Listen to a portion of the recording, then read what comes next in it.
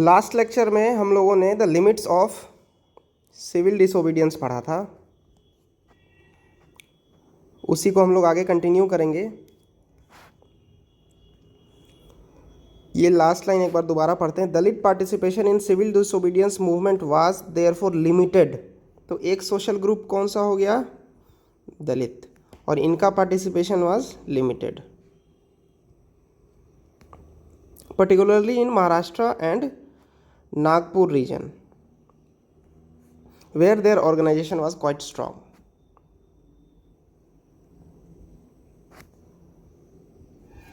Now, Dr. B.R. Ambedkar, who organized the Dalit into Depressed Class Association, तो ये एक organisation है, इसको आप लोगों को याद रखना है, डिप्रेस्ड क्लास एसोसिएशन। और ये कब आया? 1930 में। It clashed with Mahatma Gandhi at the second round table conference. कौन? Ambedkar ji. By demanding separate electorate for Dalits. अब दलित के लिए उन्होंने सेपरेट इलेक्टोरेट मांगा। किसने? अंबेडकर ने सेपरेट इलेक्टोरेट की मांग की। अब ये सेपरेट इलेक्टोरेट क्या होता है? मान लीजिए एक लेजिस्लेटिव असेंबली में, सेंट्रल या प्रोविंशियल किसी में, रिजर्वेशन ऑफ सीट्स है। रिजर्वेशन ऑफ सीट्स का मतलब कि अगर ये सोसाइटी है और इस सोसाइटी में 4 अलग अलग सोशल ग्रुप्स के लोग हैं, मान लीजिए X, Y, Z और V, और इस लेजिस्लेटिव असेंबली में ये X जो है ये पिछड़े हैं, तो इनके लिए रिजर्वेशन दिया गया है ताकि ये लोग आगे आ सकें। तो X के लिए 25% रिजर्व्ड सीट है, यानी अगर इसमें से 100 लोग रिप्रेजेंटेटिव सेलेक्ट होंगे तो 25 जो है वो X के होंगे। तो ये चीज़ जो है ये हो गया रिजर्व्ड सीट, ये कंसेप्ट। अब इस 25 लोगों को जो कि X कम्युनिटी से आने वाले हैं, इनको जिताने के लिए वोट कौन लोग करेंगे? तो इन जनरल हम लोग अभी देखते हैं सोसाइटी में सब लोग वोट करते हैं, उसको बोला जाता है जनरल इलेक्टोरेट। लेकिन अगर इस 25 लोगों को जिताने के लिए सिर्फ ये X कम्युनिटी के लोग ही वोट करें तो ये चीज़ हो जाएगा सेपरेट इलेक्टोरेट। तो रिजर्वेशन और सेपरेट इलेक्टोरेट में अंतर आपको समझ में आ गया होगा। रिजर्वेशन का मतलब कि टोटल लोगों में इतना परसेंटेज रिजर्व्ड है कि यही लोग आएंगे X। अब ये लोग तो आएंगे, लेकिन जनरल इलेक्टोरेट में क्या होता कि X, Y, Z और V ये चारों सोशल ग्रुप्स मिल के 25% X को भी सेलेक्ट करता। लेकिन सेपरेट इलेक्टोरेट में क्या होगा, सिर्फ X सोशल ग्रुप के लोग ही उस 25% को सेलेक्ट कर पाएंगे, और ये बाकी X, Y, Z मिलके 75% लोगों को सेलेक्ट करेंगे वोट देके।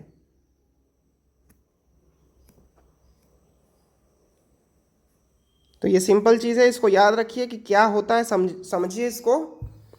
सो यही सेपरेट इलेक्टोरेट की जो डिमांड है ये हम सेकेंड राउंड टेबल कॉन्फ्रेंस में अंबेडकर जी ने की थी, जो कि महात्मा गांधी को पसंद नहीं था। तो उनको पसंद नहीं था, तो अब क्या उन्होंने रास्ता अपनाया? तो ये देखिए, when the British government considered Ambedkar's demand. कौन सा डिमांड? सेपरेट इलेक्टोरेट का। सेपरेट इलेक्टोरेट मतलब एक सोशल ग्रुप जो कि पिछड़ा है उसको रिजर्वेशन दिया गया एक लेजिस्लेटिव काउंसिल में कि इतने % लोग इस सोशल ग्रुप से आएंगे, और इन ग्रुप को वोट भी सिर्फ यही लोग दे के जिताएंगे, बाकी लोग इनको वोट भी नहीं देंगे। ऐसा अभी नहीं होता है। So Gandhi ji began a fast on to that.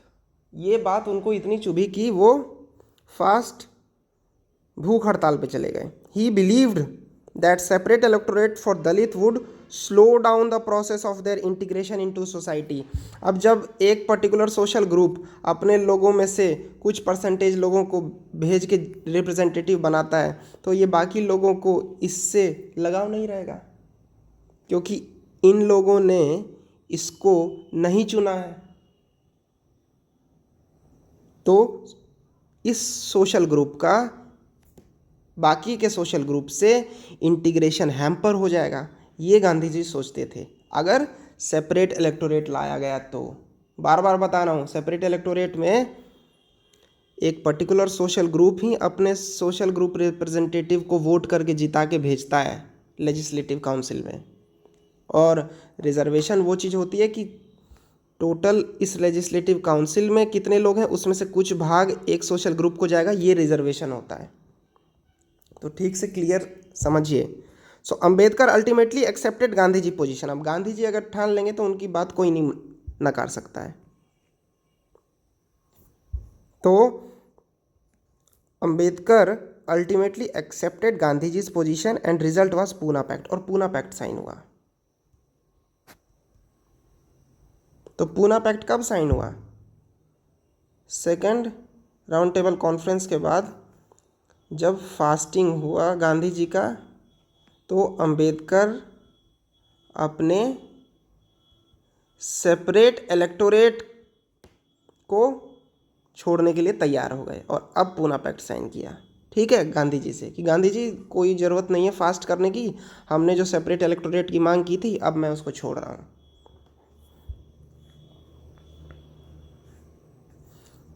ये पूना पैक्ट साइन कराने के लिए गांधी जी और अंबेडकर को मिलाने के लिए बीच में एक काफ़ी इम्पोर्टेंट लीडर थे। अगर आप लोग सर्च करके उनका नाम बता सकें अपने ग्रुप में तो बेटर होगा। देखते हैं कौन बताता है ये चीज़। एक बार पूना पैक्ट को सर्च करिएगा और फिर ये देखिएगा कि कौन कौन इम्पोर्टेंट लोग थे जो कि ये मीटिंग कराए अंबेडकर जी में और गांधी जी में। So now let us move forward. Poona pact sign हुआ सितंबर 1932 में। It gave depressed class later to be known as scheduled caste reserved seat in provincial and legislative council. तो इस पूना पैक्ट के थ्रू क्या हुआ? रिजर्व्ड सीट मिला। गांधी जी रिजर्व्ड सीट के खिलाफ नहीं थे, गांधी जी खिलाफ थे सेपरेट इलेक्टोरेट के। उनको लगता था कि उस सोशल ग्रुप का जिसको सेपरेट इलेक्टोरेट मिल गया है वो बाकी सोशल ग्रुप से अच्छे से इंटीग्रेशन नहीं हो पाएगा उसका, इसलिए वो खिलाफ थे। तो अब यहाँ पे क्या हुआ पूना पैक्ट में? रिजर्व्ड सीट मिल गया but they were to be voted in by general electorate, मतलब अब सब लोग मिलकर वोट करेंगे।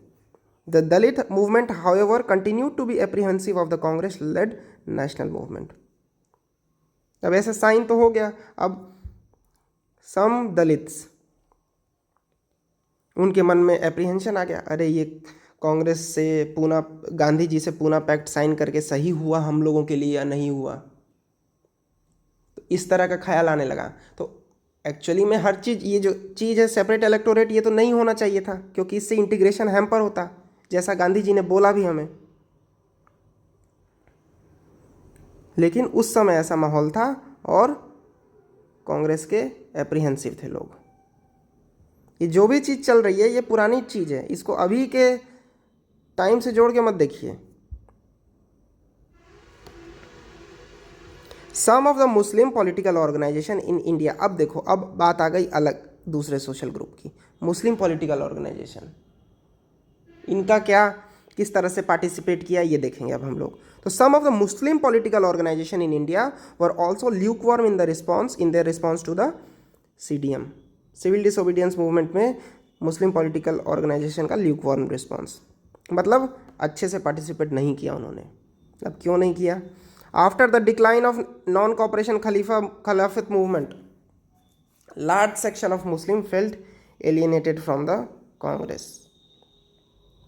जब तक खिलाफत मूवमेंट था तो लग रहा था अब जैसे किसी एक सोशल ग्रुप के लिए कोई एक प्रॉब्लम है, अगर वो प्रॉब्लम को सॉल्व कर रही है कांग्रेस तो ये सोशल ग्रुप कांग्रेस के साथ हो जाता था। लेकिन अगर वो प्रॉब्लम को अब सॉल्व नहीं कर पा रहे हैं तो फिर वो सोशल ग्रुप हट गया। तो सिमिलरली ये social group Muslim as a social group, Muslim political organisation and others after non cooperation in Khilafat movement, क्योंकि खिलाफत अब इसका सिचुएशन अलग हो गया, अब वो पुराना डिमांड रहा नहीं। So large section of Muslim felt alienated कि अब क्या रखा है कांग्रेस के साथ आगे बढ़ने में। From the mid 1920s the Congress came to be more visibly associated with openly Hindu religious nationalist group like Hindu Mahasabha. अब देखो यहाँ पे एक ये हिंदू महासभा के साथ एसोसिएशन ऑफ कांग्रेस, जिसके कारण मुस्लिम पॉलिटिकल ऑर्गेनाइजेशन और दूर चली गई। तो कांग्रेस और मुस्लिम लीग में differences. As relation between Hindu and Muslim worsened, each community organise religious procession with militant fervour. अब जैसे जैसे डिफरेंसेस आने लगा तो दो कम्युनिटी अपना अपना जुलूस और ये सब निकालना चालू किया और एक दूसरे के खिलाफ स्टेप्स लेना, वायलेंट मिलिटेंट फर्वर लिखा ना यहाँ पे, तो उस तरह का दंगे भड़काना, ये सब चीज़ें चालू हो गई उस वक्त। Provoking Hindu Muslim communal clashes and rights in various cities. Every right depend, अब जितना भी दंगा होगा तो वो दो कम्युनिटी के बीच में डिफरेंसेस लाएगा ही। एक्चुअली इन रियलिटी ये दो कम्युनिटी के बीच में डिफरेंस है नहीं उतना, क्योंकि we all are in the same nation and nationalism जब इमर्ज हुआ तो सब लोग एक दूसरे से रिलेट करते हैं, लेकिन फ्यू कुछ लोग जिनको ये दंगा भड़का के फ़ायदा मिलेगा वो लोग ये चीज़ कराते हैं, जो कि कॉमन पीपल समझ नहीं पाते हैं। है सब दोस्त ही। So now let us move in the chapter. The Congress and the Muslim League made effort to renegotiate an alliance and in 1927, तो 1927 में ऐसा लग रहा था कि मुस्लिम लीग एंड कांग्रेस में अलायंस हो जाएगा। It appeared that such a unity could be forged and the important differences were over the question of representation। अब यहाँ पे भी देखो डिफरेंस जो था मुस्लिम लीग और कांग्रेस में, जब ये लोग साथ आ रहे थे तो उस बीच में कि अब क्या नेगोशिएशन हो रहा है मुस्लिम लीग और कांग्रेस में, तो वो है रिप्रेजेंटेशन की बात पे। रिप्रेजेंटेशन क्या, सिमिलरली एक सोसाइटी जिसमें 10% एक ग्रुप, 90% एक ग्रुप, तो जब एक लॉ मेकिंग बॉडी बनेगी तो उसमें 10% इस ग्रुप का, 90% इस ग्रुप का होना चाहिए। तो ये हो गया रिप्रेजेंटेशन। अगर रिजर्वेशन नहीं देंगे तो ये 90% मिल के 90% वोट दे के इस ग्रुप को जितवा देंगे, तो यहाँ पे 100% जो है वो यहीं के लोग आ जाएंगे, तो ये लोग अपनी आवाज़ नहीं रख पाएंगे। ये सब चीज़ें, इसलिए रिप्रेजेंटेशन की बात इज़ ए मुद्दा।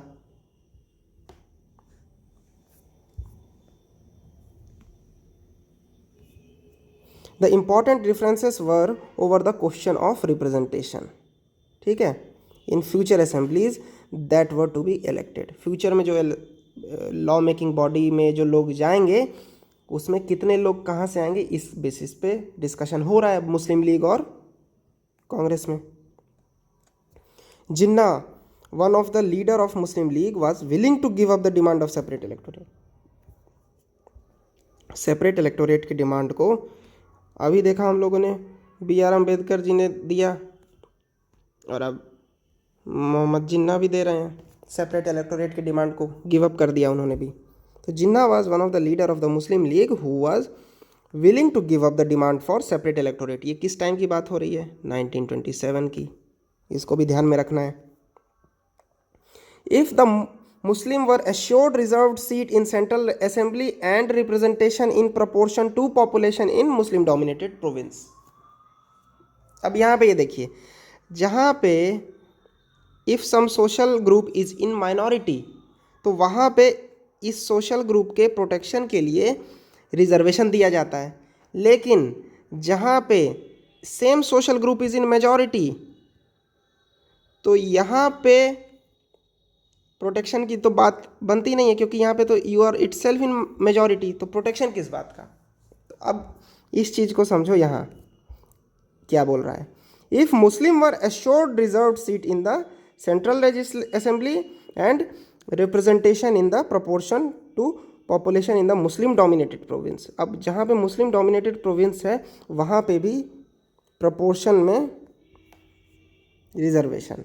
सो negotiation over question of representation continued, but all hope of resolving the issue at all party conference in 1928। तो एक all party conference हुई 1928 में। अब उसमें कुछ लोग अड़ गए कि MR जयकर जो थे हिंदू महासभा के, इन्होंने अपोज कर दिया ये कॉम्प्रोमाइज़ को। तो अब ये देखो कि किस तरह से एक कंट्री का इम्पोर्टेंट पाथ जो है वो कुछ इम्पोर्टेंट लीडर के थ्रू डिसाइड हो रहा है। अब एम आर जयकर अड़ गए कि नहीं, ये कॉम्प्रोमाइज़ नहीं होगा, स्ट्रांगली अपोज किया। So when the civil disobedience movement started there was thus an atmosphere of suspicion and distrust between the community. क्यों? क्योंकि अगर मान लो यहाँ पे डील हो जाती, इस जगह पे अगर डील साइन हो जाती कि हाँ आपको रिजर्व सीट मिलेगी, आप सेपरेट इलेक्टोरेट छोड़ दीजिए and Muslim League and Congress are now friends, तो फिर क्या होता है, यहाँ पे मुस्लिम सोशल ग्रुप जो है वो पार्टिसिपेट करता अच्छे से। लेकिन अब यहाँ पे ये हो नहीं पाया। So atmosphere of suspicion and distrust between the community develop हुआ। Alienated from the Congress, large section of Muslim could not respond to the call for united struggle. अब ये जो पीपल को मोबिलाइज करना है ना कि चलो सिविल डिसोबीडियंस मूवमेंट में पार्टिसिपेट करते हैं या नहीं करते हैं, it all depend upon few leaders जो कॉल देंगे कि आज चलना है। तो अब ये लोग अगर इनको लीडर मान रहे हैं तो ये अगर बोलेंगे नहीं जाना है तो ये लोग नहीं जाएंगे। तो असली में मुस्लिम लीग लीडरशिप जो है, और for that matter any leadership, they are responsible कि किस तरह से आगे मूवमेंट बढ़ेगा and who will participate. So many Muslim leaders and intellectual express their concern about the status of Muslim as a minority within the India. They feared that culture and identity would be submerged under the domination of Hindu majority. अब यहाँ पे देखिए एक बात, ये leaders जो थे उन्होंने ये फैलाया कि मुस्लिम ग्रुप एंड हिंदू ग्रुप ये कम परसेंटेज हैं, ये ज़्यादा परसेंटेज हैं, तो ये अपने कल्चर को इन पे थोप देंगे और इनका कल्चर ख़त्म हो जाएगा। बट देखो रियलिटी में ऐसा हुआ? बिल्कुल नहीं हुआ। इंडिया के इंडिपेंडेंस के बाद the Muslim group and the Hindu group, ऐसा तो कुछ हुआ नहीं कि इनके कारण इनका सारा कल्चरल डोमिनेशन हो गया और इनका कल्चर ख़त्म हो गया। बल्कि अभी भी Muslim festival and Hindu festival, दोनों फेस्टिवल्स दोनों ग्रुप मनाते हैं, अच्छे से सेलिब्रेट करते हैं। So they fear that culture and identity, उस समय ये सोच के लोगों में एक सस्पिशन का माहौल बना दिया, और यही सब चीज़ आगे चल के पार्टीशन होती है। लेकिन वी नो कि इन रियलिटी ऐसा कुछ है नहीं, थोड़ा बहुत डिफरेंसेस है और वो क्रिएट हो जाता है, उसको मैग्नीफाई करते हैं कुछ लीडरशिप जो कि उससे फ़ायदा उठाना चाहते हैं उस लड़ाई से। इसके बारे में आप लोग और बाद में डिटेल में समझेंगे। Now let us move further. ये जो सोर्स है ये हम पढ़ेंगे, इसमें क्या बोला गया है। इसमें Mohammad Iqbal as a president of मुस्लिम लीग है। एक बार आप इस सोर्स को खुद से पढ़ के ग्रुप में बताइएगा कि समझ में आया कि नहीं आया, ठीक है। अभी हम लोग चैप्टर कंटिन्यू करते हैं, the sense of collective belonging. अब ये क्या स्टार्ट हो रहा है topic, nationalism spread when people begin to believe that they are all the part of same nation. ये चीज़ हमको आती है समझ में, क्योंकि हम लोगों ने नेशनलिज्म इन यूरोप भी पढ़ा था। उसमें ये देखा था अगर कुछ लोगों को लग रहा है कि हम लोग एक हैं तो वो लोग आपस में मिलकर अपना एक कंट्री बना लेंगे। तो एक कंट्री बनाने के लिए इम्पोर्टेंट क्या हो गया कि कुछ लोगों को लगे कि वो सब एक हैं, सिमिलर हैं, ऐसा। तो ये कब लगेगा? So nationalism spread when people begin to believe that they are all the part of the same nation when they discovered some unity that bind them together. इसके लिए इनको कुछ यूनिटी चाहिए अपने बीच में, कुछ सिमिलैरिटी चाहिए। जैसे जर्मनी में जर्मन स्पीकिंग लोग थे, उस तरह का कुछ चाहिए। But how did nation become a reality in the minds of people? कैसे होता है ऐसा? नेशन कैसे डेवलप हो रहा है in the minds of people? How did people belonging to different community, region और language develop a sense of collective belonging? अब हमारी कंट्री का नेशनलिज्म अलग तरह का है, ये मैं आपको बहुत पहले से बता रहा हूँ। तो यहाँ पे सेम लैंग्वेज स्पीकिंग पीपल नहीं है, कुछ मराठी, कुछ बंगाली, कुछ हिंदी, कुछ तमिल, अलग अलग लैंग्वेज बोलने वाले लोग हैं। तो इन सब में ऐसा क्या था जो एक नेशन का रूप लिया आगे चल के? This sense of collective belonging came partly through the experience of United struggle. अब देखो, एक तो सब लोग मिलके अंग्रेजों के खिलाफ लड़े, तो ये एक कॉमन थ्रेड हो गया, ये एक कॉमन थ्रेड हो गया। क्या थ्रेड हो गया? Struggle. Struggle is a common thread, but there were also a variety of cultural process. अब इसके अलावा कल्चरल प्रोसेस भी है जो कि नेशनलिज्म के डेवलपमेंट में मदद किया। वो क्या क्या है? Through which the nationalism captured the people imagination. क्या है? पहले history and fiction, folklore and song, popular prints and symbols, all played a part in making of nationalism. ये सिमिलर चीज हम लोगों ने पढ़ी थी लास्ट लेक्चर में, लास्ट चैप्टर में भी। जैसे पॉलिश लैंग्वेज का यूज हो रहा था, जर्मेनिया का पेंटिंग देखा था हम लोगों ने। So the identity of the nation as you know is most often symbolize in a figure और इमेज। लास्ट लेक्चर में भी पढ़ा है, लास्ट चैप्टर में। This helps create an image with which people can identify कि हाँ ये है कंट्री, ये है भारत माता और हम इसके नागरिक हैं। तो सब लोग रिलेट कर पाते हैं और ऐसे nationalism in the minds of citizen आता है, in the minds of people आएगा। So this create an image with which people can identify the nation. It was in 20th century with the growth of nationalism that the identity of India came to be visualized with the image of Bharat माता। तो India का जो image है, India बोलोगे तो किसी को कुछ समझ में नहीं आएगा, लेकिन एक भारत माता का पेंटिंग बना के बोलोगे कि ये इंडिया है तो सब समझेंगे। इसलिए छोटे बच्चे को कभी कुछ सिखाने के लिए हमें पिक्चर बनाना पड़ता है, क्योंकि उसको कुछ पता नहीं है। तो इसी तरह अगर सब लोगों को नेशनलिज्म और इंडिया के बारे में नहीं पता है तो फिर एक पिक्चर का ही रास्ता लिया जाता है। तो ये वो पिक्चर है। The image was first created by Bankim Chandra Chattopadhyay. In 1870, he wrote Vande Mataram as a hymn to motherland. Later, it was included in his novel Anand Math and widely sung during the Swadeshi movement. अब स्वदेशी movement के time पे, non cooperation movement से पहले हुआ था ये। इसके बारे में हम लोगों ने अभी हिस्ट्री की बुक में अभी नहीं पढ़ा, 10th में पहले पढ़ा होगा आपने। तो उस समय ये सब गाने चल रहे थे, वंदे मातरम और ये। तो अब इससे क्या होगा कि अब हर जगह के लोग अगर रिलेट कर पा रहे हैं तो उनमें एक यूनिटी डेवलप होगी और नेशन बिल्डिंग प्रोसेस जो है वो आगे बढ़ेगा। सो मूव्ड बाय द स्वदेशी movement, Abanindranath Tagore painted his famous image of Bharat माता।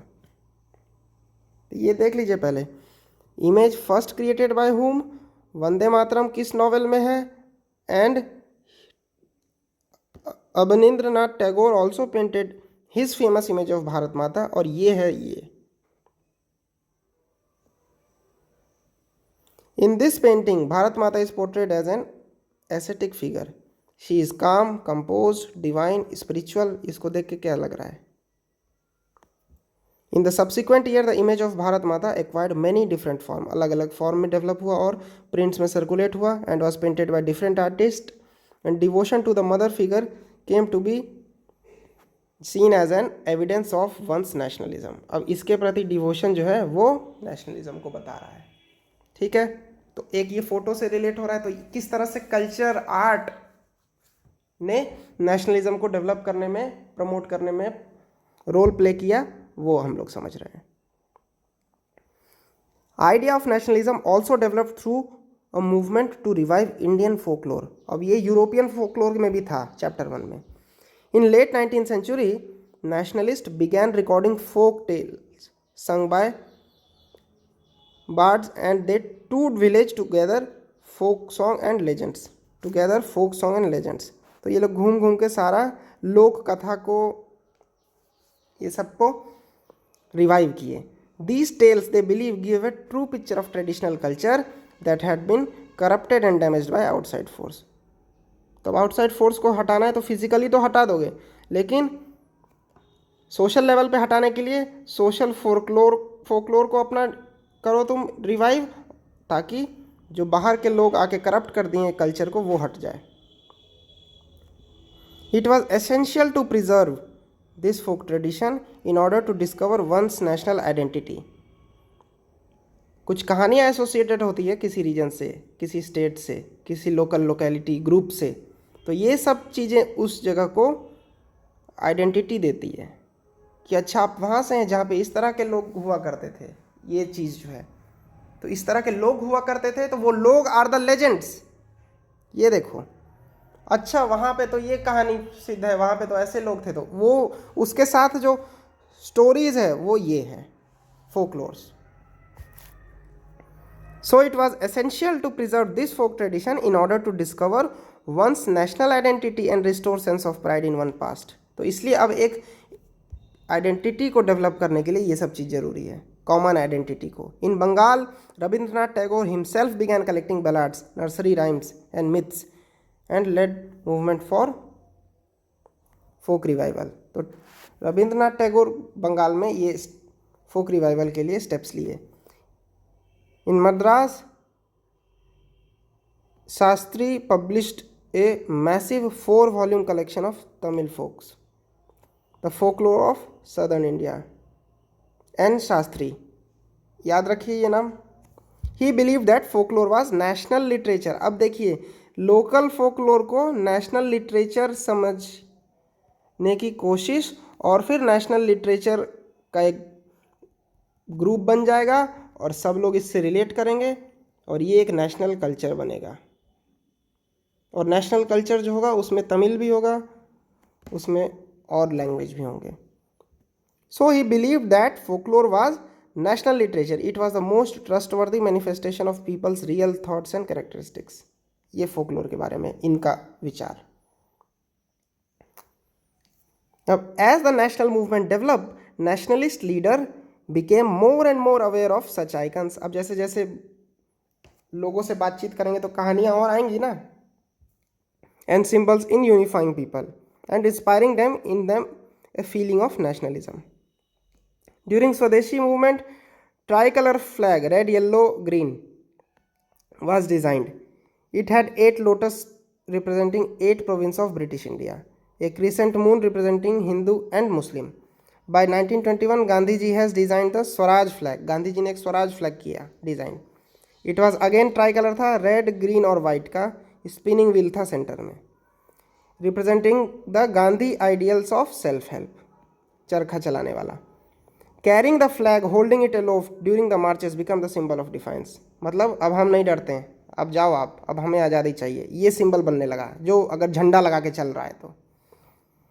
Another means of creating a feeling of nationalism was through reinterpretation of history. अब हिस्ट्री हमें गलत बता दिया कि तुम यहाँ पे इंडिया जैसा कुछ था ही नहीं, लेकिन अगर हिस्ट्री जाके देखेंगे तो ऐसा कुछ पहले रहा होगा, तभी लोगों में यूनिटी एक लेवल पे है. So another means of creating feeling of nationalism was through reinterpretation. By the end of the 19th century, many Indians began feeling that to instill a sense of pride in the nation, Indian history had to be taught differently. क्योंकि Britishers ने जो history लिखी उसमें इस तरह से लिखा गया कि उनके आने से पहले सब बेकार था, जब वो आए तो सब सुधारे, और उनके ऊपर जिम्मेदारी है लोगों को सुधारने की. नहीं तो ये लोग जंगली हैं, इनको सिविलाइज करने के लिए ये हमारी जिम्मेदारी है. तो इस तरह से अगर पढ़ाया जाएगा हिस्ट्री, तो जो लोग पढ़ेंगे वो खुद को क्या समझेंगे कि अच्छा हम पहले जंगली थे, ये लोग आ गए. तो नहीं, इस तरह से हिस्ट्री नहीं पढ़नी है. ये हिस्ट्री ब्रिटिशर्स ने लिखी थी अपने फ़ायदे के लिए, तो हमें लिखनी है हिस्ट्री ताकि नेशनलिज्म डेवलप हो और जो सच है वो लिखो. So the British saw Indians as backward and primitive, incapable of governing. In response, Indian began looking into the past, और ये they discovered India's great achievement कि हमने कैसे अच्छे से रूल किया, गवर्न किया. They wrote about the glorious development in ancient time, कि हमारा भी art, architecture, science, maths, religion, culture, law, philosophy, craft, trades, ये सब अच्छा था. This glorious time in this view was followed by history of decline when India was colonised. और इसके बाद इन्होंने बोला कि पहले सब अच्छा था, जब ब्रिटिश आ गए तो अब सब डिक्लाइन हो गया. These nationalist histories urged the reader to take pride in India's great achievement. लोगों को बोला कि प्राइड लो, हमारी कंट्री पहले अच्छी थी, ये ब्रिटिश आके इन्होंने ख़राब किया सब कुछ. तो इस तरह का स्टोरी, इस तरह का हिस्ट्री, इस तरह का भारत माता की पेंटिंग, फोकलोर्स और फोक सॉन्ग्स एंड लेजेंड्स, इनका रिवाइवल जो है ये किस तरह से एमंग पीपल नेशनलिज्म डेवलप कर रहा है, ये हम लोग देख रहे हैं अभी. So these efforts to unify people were not without problem. When past being glorified was Hindu, the image celebrated drawn from Hindu iconography, then people of other community felt left out. ये एक problematic paragraph है. जब भारत माता जो है वो Hindu God goddesses की तरह लग रही हैं और हिंदू हिस्ट्री को ग्लोरीफाई किया जा रहा है, तो other community felt left out. तो यहाँ पे कल्चरली अगर इंक्लूसिव कल्चर को प्रमोट किया जाता तो maybe they would not have felt left out.